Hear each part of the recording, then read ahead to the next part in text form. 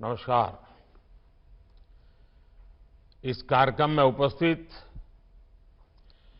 विभिन्न राज्यों के राज्यपाल श्री,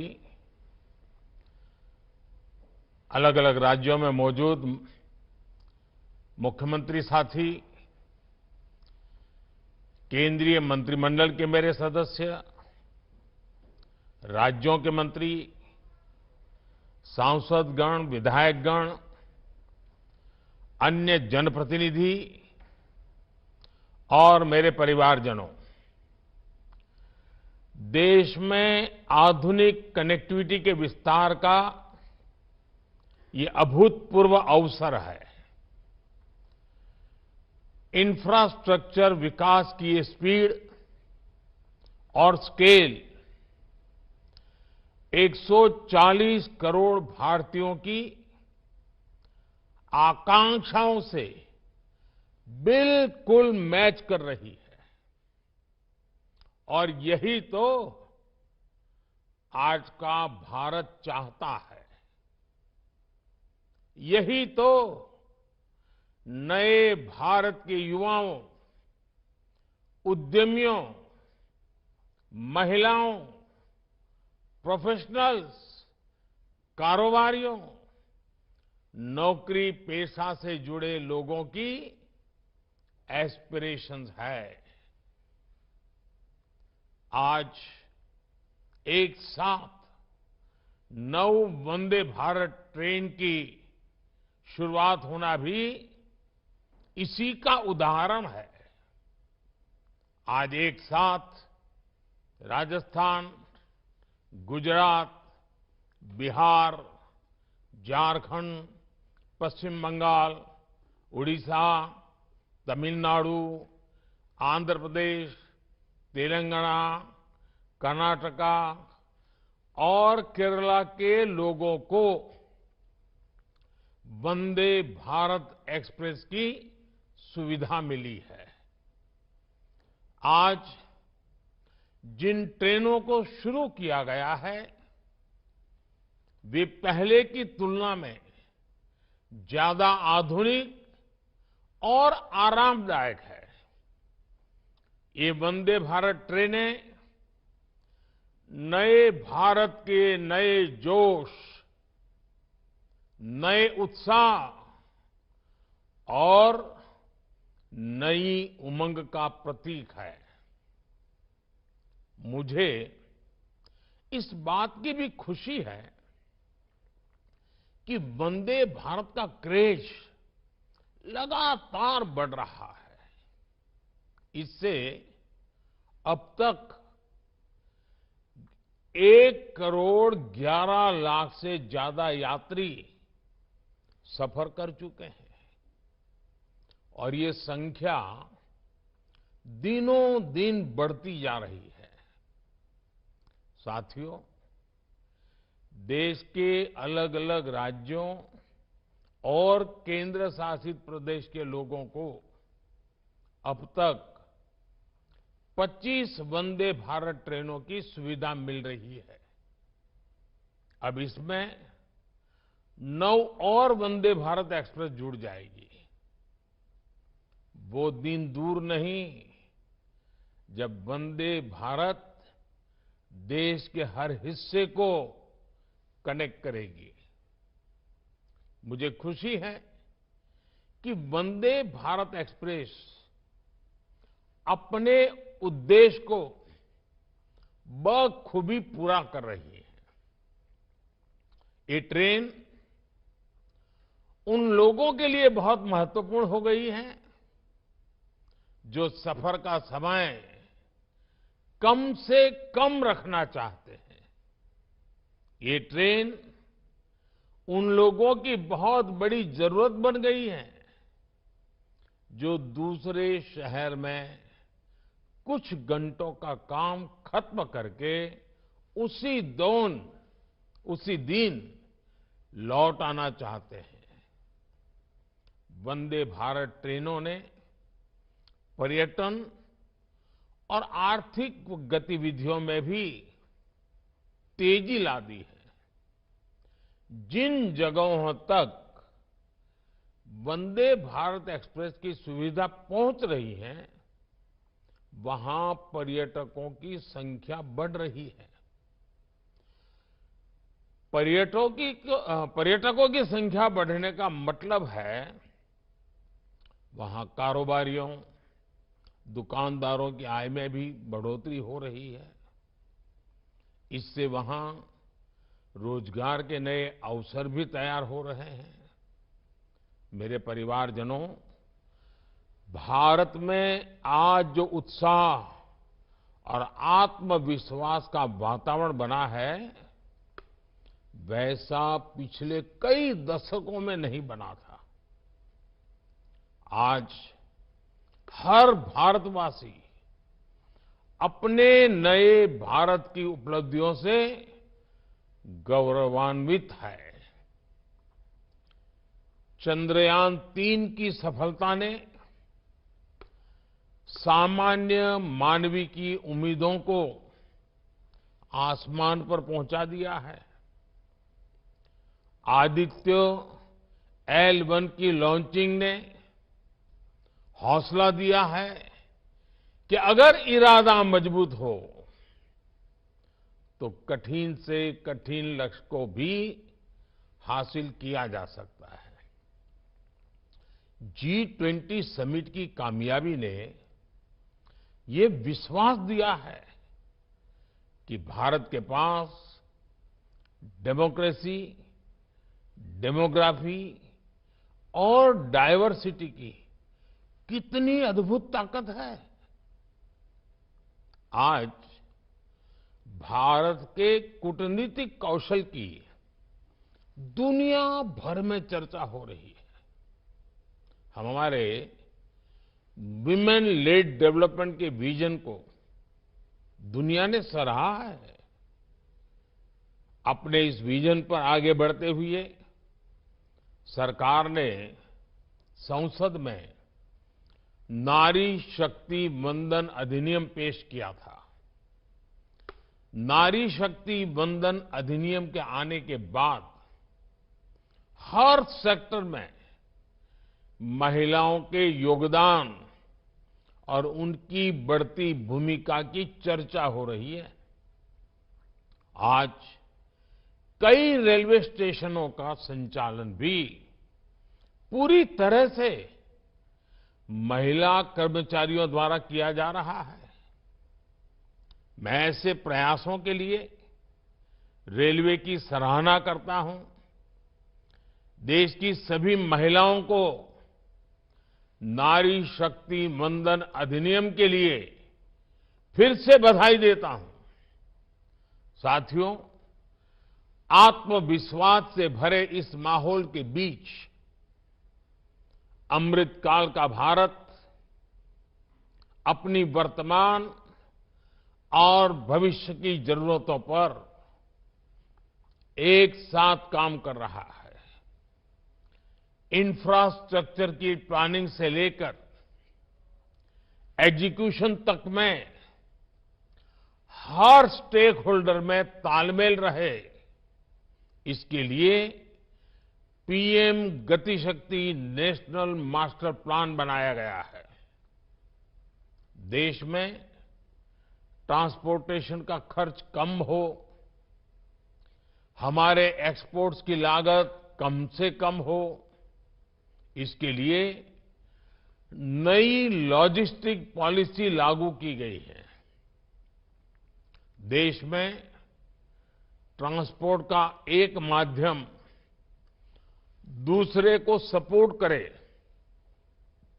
इसके लिए मल्टी मॉडल कनेक्टिविटी पर जोर दिया जा रहा है। इन सारे प्रयासों का बड़ा लक्ष्य यही है कि भारत के नागरिक के लिए ईज ऑफ ट्रैवल बढ़े, उसका कीमती समय बचे। ये वंदे भारत ट्रेनें इसी भावना का एक प्रतिबिंब है। साथियों, भारतीय रेलवे देश के गरीब और मिडिल क्लास की सबसे भरोसेमंद सहयात्री है। हमारे यहां एक दिन में जितने लोग ट्रेन में सफर करते हैं उतनी तो कई देशों की आबादी भी नहीं है। ये दुर्भाग्य रहा कि पहले भारतीय रेलवे को आधुनिक बनाने पर उतना ध्यान दिया ही नहीं गया। लेकिन अब हमारी सरकार भारतीय रेलवे के कायाकल्प में जुटी है। सरकार ने रेल बजट में अभूतपूर्व बढ़ोतरी की है। 2014 में रेलवे का जितना बजट था, इस साल उससे 8 गुना ज्यादा बजट दिया गया है। रेल लाइनों का दोहरीकरण हो, बिजलीकरण हो, नई ट्रेनों को चलाना हो,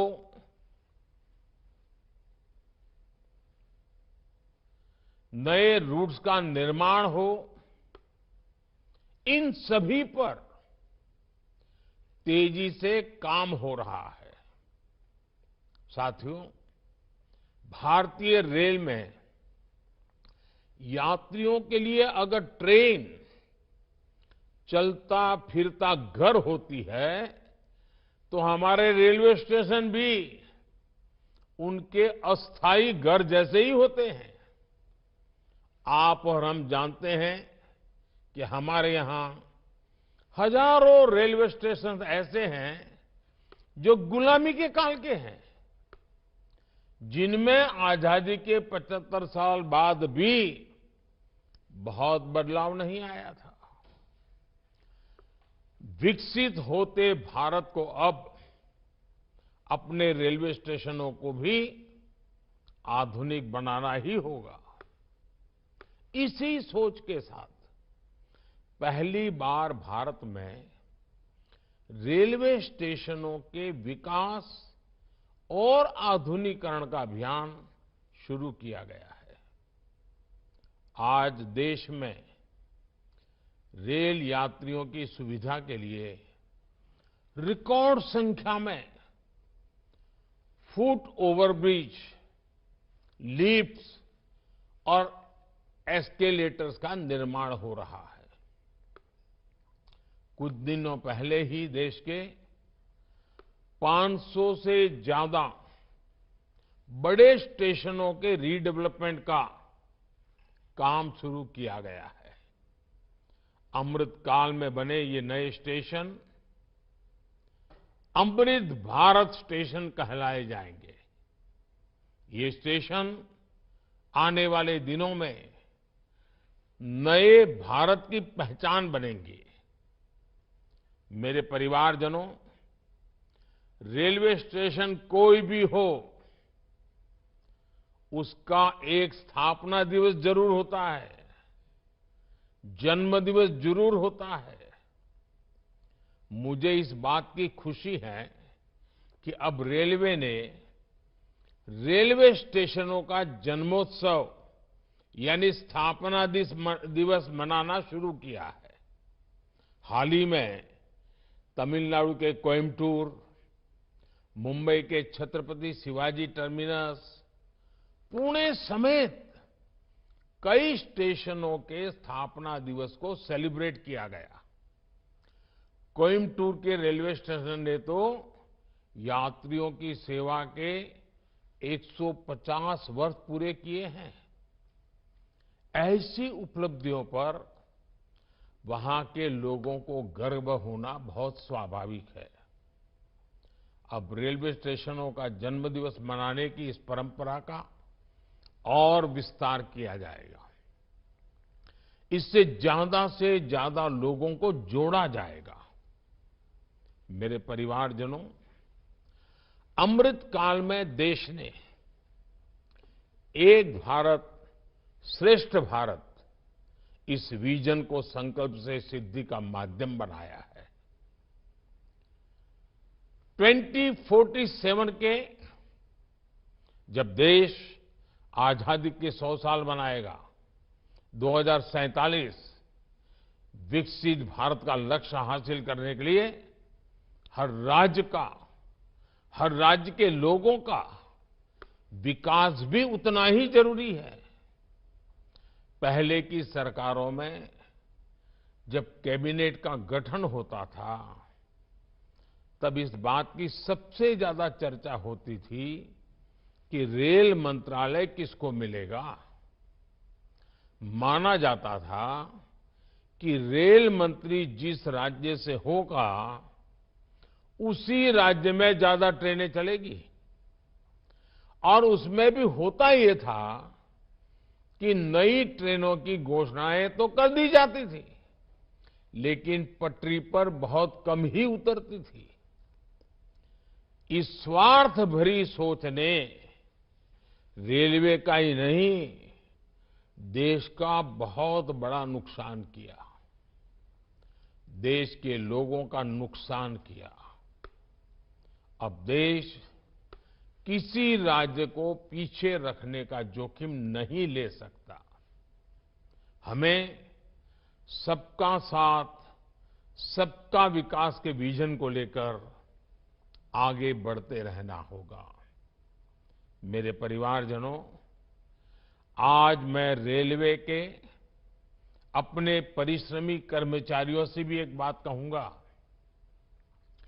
जब कोई दूसरे शहर या दूर किसी जगह से यात्रा करके आता है, तो उससे सबसे पहले यही पूछा जाता है कि सफर कैसा रहा।